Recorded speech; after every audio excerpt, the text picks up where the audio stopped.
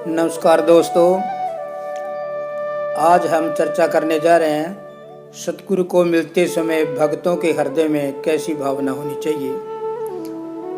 तो जैसा आप सब जानती हैं कि बहुत एक सुंदर भावना होनी चाहिए ऐसे अवसर पर, और ये शिक्षा भी हम राम भगत विभीषण जी के जीवन से लेंगे। तो चर्चा से कहाँ से शुरू करते हैं? सुंदरकांड की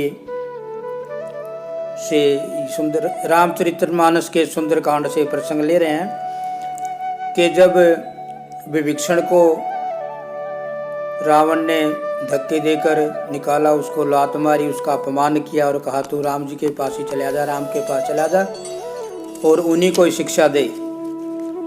तो जैसे कल ये बात हुई, जब वो श्री राम जी के पास जाने लगे तो वो रास्ते में क्या उनके मन में विचार चल रहे हैं, कैसी उनकी भावना है, उस अवस्था को गोस्वामी तुलसी जी ने रामचरितमानस की चौपाइयों में किस तरह चित्रण किया है, ये देखते हैं। क्या लिखते हैं तुलसीदास जी? देखो जाई चरण जल जाता, अरुण मृदुल सेवक सुखदाता, जे पद परस तरी ऋषि नारी, दंडक कानन पावन हारी। कहते हैं विभीषण जी सोचते जा रहे हैं कि मैं जाकर आज उन चरण कमलों को देखूंगा जो लाल वर्ण के कोमल हैं और भक्तों को सुख देने वाले हैं, जिनका स्पर्श करके ऋषि पत्नी अहिला तर गई हैं, भवसागर से पार हो गई हैं, और जो दंडक वन को पवित्र करने वाले हैं। दंडक वन की भूमि को अपवित्र समझा जाता था। तो कितने सुंदर उनके मन में भाव है विभीषण जी के, एक ही लगन है मन में कि मैं कितना भाग्यशाली हूँ, कितनी राम की मुझ पर कृपा है, आज मेरी जिंदगी में ऐसा अवसर बना है, आज मैं श्री राम के चरणों को देखूंगा, उन पवित्र चरणों को जिनको छूकर ऋषि की पत्नी अहिला भवसागर से पार होगी। अब संत जनों भगत जनों देखने वाली बात यह है कि उनका जीवन कितना महान था कि लंका में जो घटना घटी, इतना अपमान हुआ, उसको रावण से कोई शिकायत नहीं है, भगवान राम से कोई शिकायत नहीं है कि प्रभु मैं तो बचपन से आपकी भक्ति कर रहा हूं, मेरे साथ ये क्या हुआ। रावण की कोई गिल्ला नहीं है कि उनने मेरे साथ क्या किया। कोई विचार उनके मन में उस घटना का नहीं है कि मेरा बड़ा अपमान हुआ, हमारे मंत्रियों के, हमारे ही राज दरबार में, हमारे ही मंत्रियों के सामने, हमारे ही नौकरों के सामने मेरा अपमान हुआ। कोई बात नहीं, चल दिए भगवान की तरफ, और घर की तरफ भी नहीं सोचते रहे कि बच्चों का क्या बनेगा, पत्नी क्या सोचेगी। कहने का भाव यह है कि इतने भक्ति में एकाग्र हैं कि लंका में घटना को लंका में ही छोड़ दिया। जो स्थितियां थी, जो मोह था, जो कुछ उन्होंने महसूस किया, जो लगाव था, जो लंका से लगाव जीवन में आया, वो जाते समय सारा का सारा छोड़ दिया। और किस तरह से उन्होंने राक्षसों के बीच में रहते हुए घर की जिम्मेवारियों को संभाला और राम की भक्ति को संभाला। बहुत मुश्किल काम है। लंका में ऐसा कुछ भी वातावरण नहीं था कि आदमी भगवान की भक्ति कर सके। और सोचने वाली बात है, फिर भी भगवान की भक्ति को हृदय में बनाए रखा। वो शक्ति कहाँ से मिली?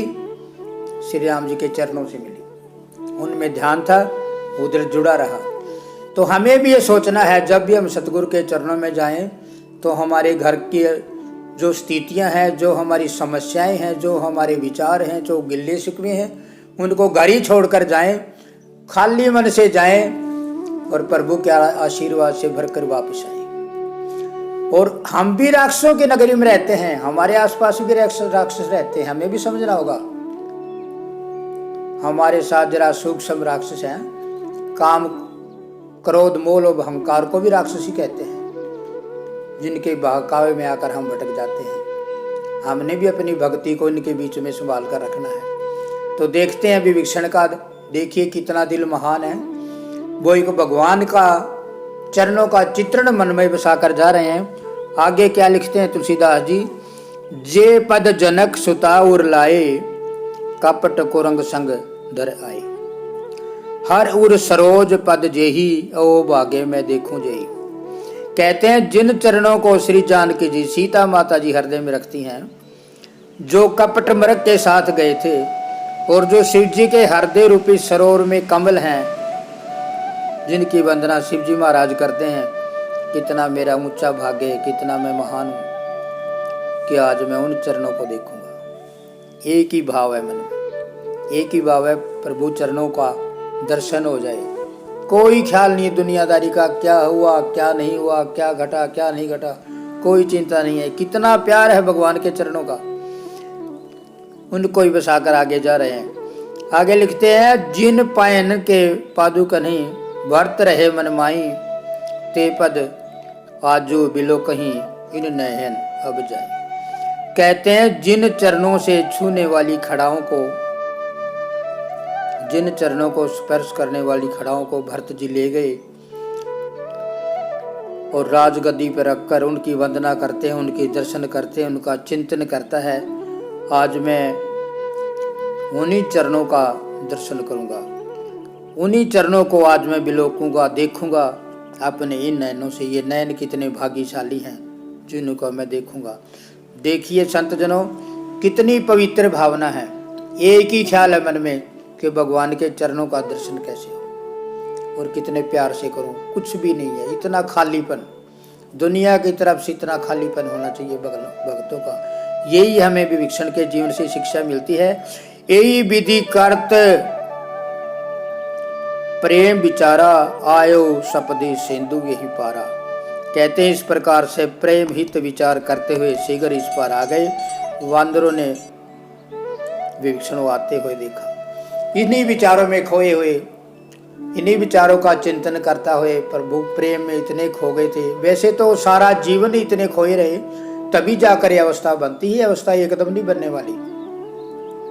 तो हमें भी उनके जीवन से शिक्षा मिलती है। जब भी सतगुरु के चरणों में जाएं, आशीर्वाद ले जाएं, दर्शन करने जाएं, मंदिर में जाएं, कहीं भी धर्म स्थान में जाएं, तो अपनी सब भावनाओं को, अपनी लालसाओं को, अपने गिले शिकवे को घर पर ही छोड़कर जाएं और खाली मन होकर जाएं और भगवान के आशीर्वाद से भरकर वापस आएं। इन्हीं शब्दों के साथ मैं विराम लेता हूं और कल ये बताएंगे कि जब विभीषण का भगवान के प्रति इतना प्यार था तो खुद भगवान श्री रामचंद्र जी विभीषण से कितना प्यार करते थे।